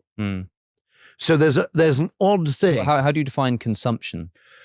Well, you could argue that the best form of consumption is when I go to a pub and I make a pub available for lots of other people at lots of different times. Okay. There's a wider benefit to that. Okay. When I buy a new car, you might argue I'm engaging in an act of philanthropy where I'm effectively giving someone poorer than me a really good car. Imagine if property were like the car market. I bought this place for 2 million in Fulham, but I've used it for 3 years. So you can have it for 900,000. Yeah. That's how the property market would work.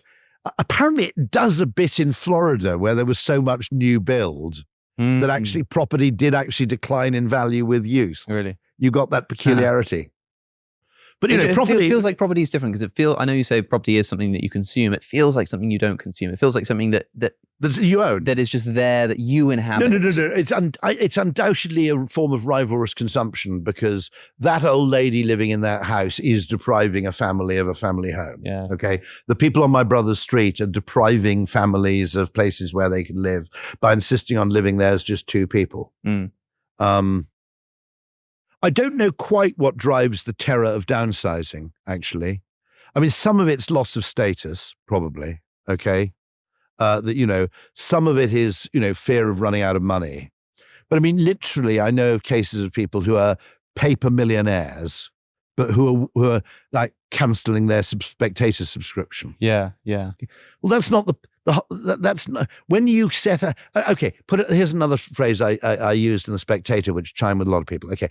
Let's imagine you get a job as a sort of corporate lawyer. I'm not saying that's good. Okay, I hope you don't become a corporate lawyer. But if you did, and you suddenly ended up earning £150,000 a year, okay, and you decided you're going to buy half of a terraced house in Fulham for like 950,000.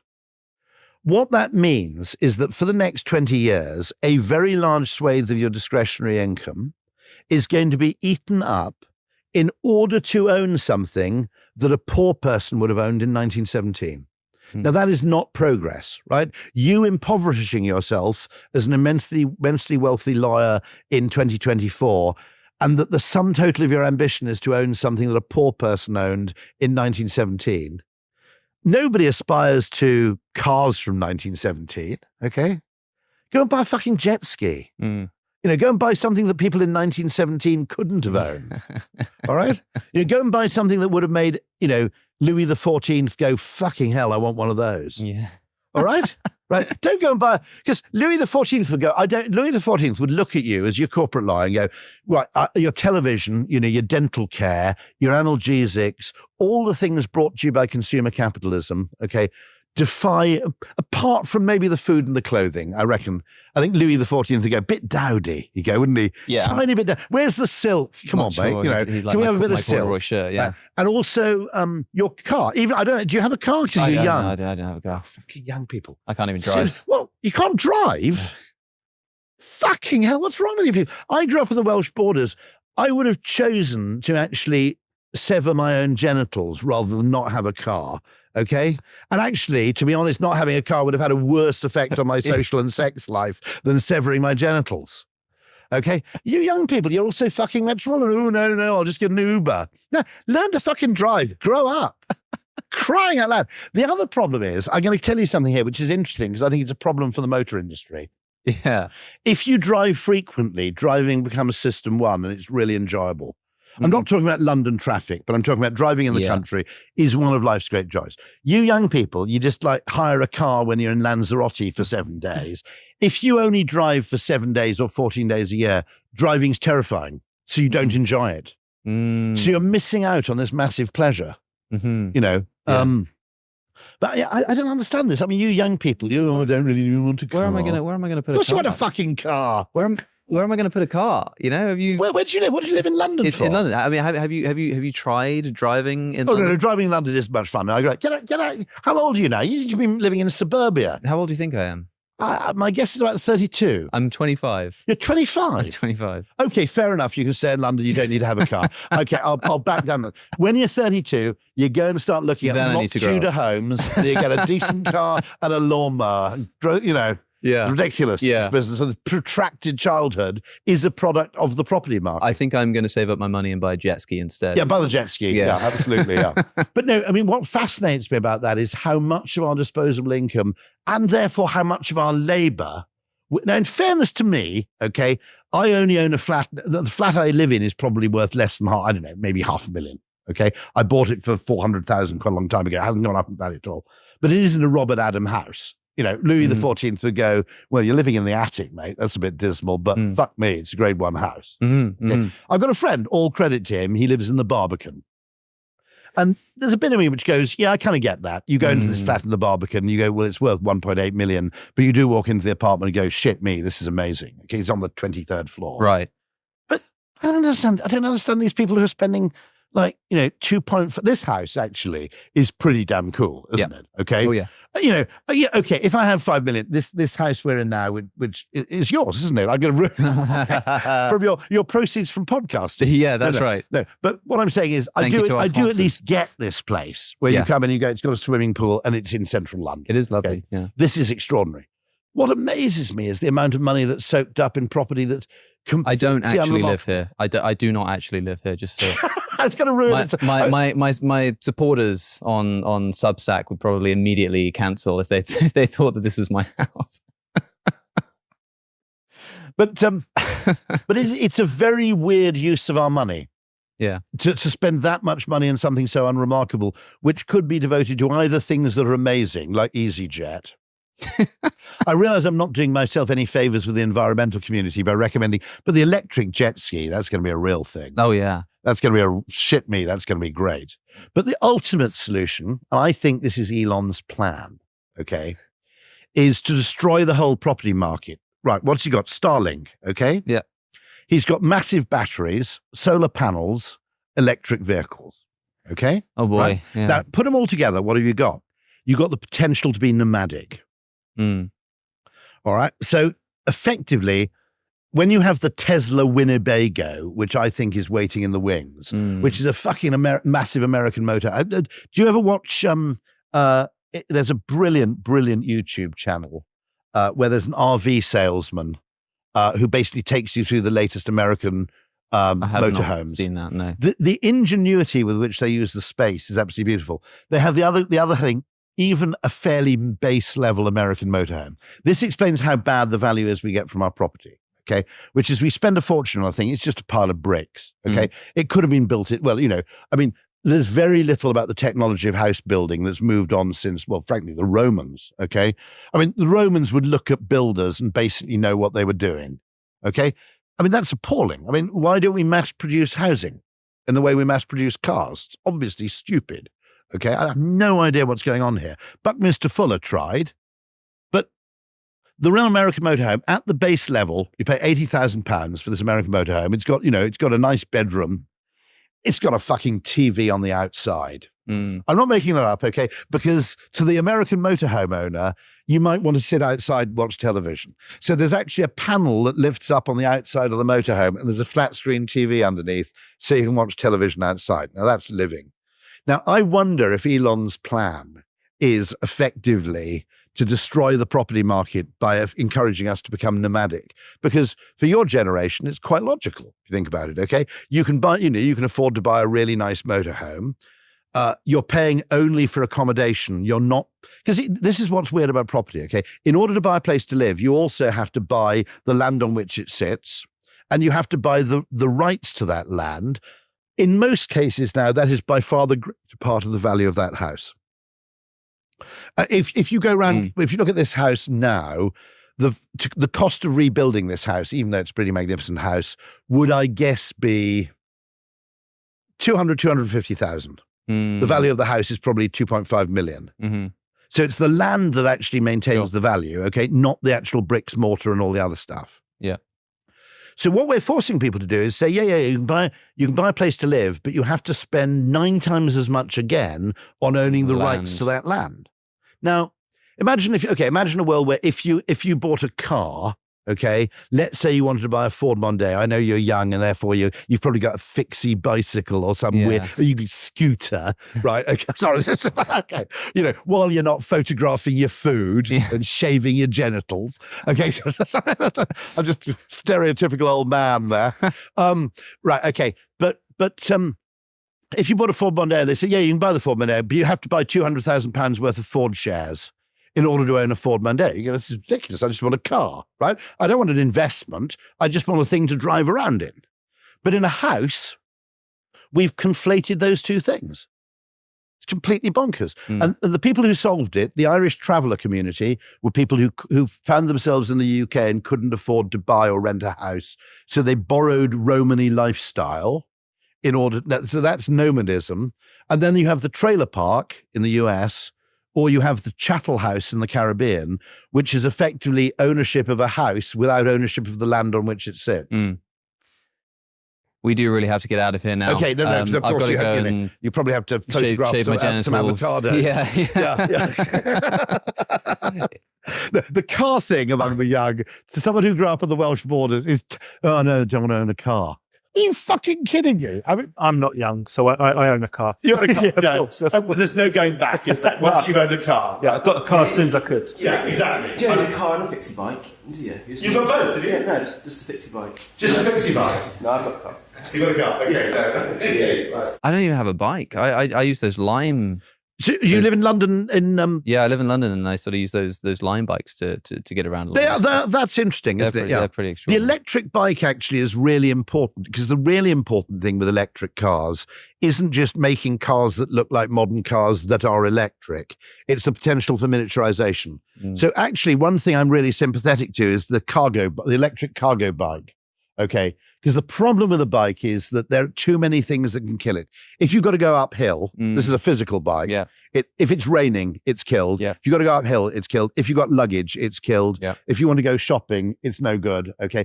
Now the cargo bike is like this, because the electric thing basically takes care of the hills for you, and it's got a bit of storage. It's quite a happy compromise between a car and a bicycle. Yeah.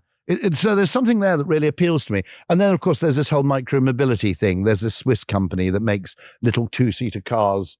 I mean, has anybody been to France recently? The Citroën Ami, did you see those? They're actually kicking around. They're like tiny. Apparently you can get them here. You just rent them. Yeah. Is it like 200 a month? Yes, yeah. And you just plug it into the mains? Yes, it's tiny, yeah. 16-year-olds can hire them in France. Yeah. They're seen as a motorbike. Yeah. Okay, we need to change that. That's the sort of thing the government should be doing, saying, okay, if you're 16, you can have a little mini. Yeah, I think the max speed is like 20 miles an hour or something. That's it. Yeah, I'm sure people mod them. Yeah, of course. But we won't say that. We won't say that. Yeah. As we see it whizzing past at 60 miles an hour. But actually, they're a hell of a lot. My journey to the station this morning, I could have happily done in one of those. And actually, those are, I mean, that's the interesting thing, which is that in evolutionary terms, for electric cars, the adjacent possible is much bigger. You can't really miniaturize petrol. You can't really have driverlessness with internal combustion engines to the same extent either, can you? You can't deal with it. Have you got electric in your car? No, I'm about to go electric. Oh, what are you going for? Sorry. We should record this. Yeah. We should turn it into, this would be really brilliant. You take a 25-year-old philosopher and theologian and you just hijack it and turn it into a car podcast. This would be absolutely brilliant. Yeah. Yeah. Do you have to do your sign-off? What are you going for? Yeah, it's going to be, you guys. Yeah, I can't. We're talking about much more important than philosophy. We're talking about cars here. We'll wrap up. Look, we're gonna wrap this up, and you two can carry this conversation off in the corridor, so I can do my fancy goodbyes to the camera before we get kicked out of this place. Okay, you better do your fancy. I'll keep quiet. That's all right. We'll. Is he going to be short? Yeah. Do you have to turn around? Yeah, let's do you want me sitting like this? Yeah. No, it's all right. I mean, we can. I'm going to do all that stuff separately. So. Okay. So we haven't said goodbye. We'll record that in a moment. I'll let them carry on, and we'll go say goodbye in a moment. We'll film the rest while they're. That's right. Pencil being on the show. We'll just end it like that. That's fine.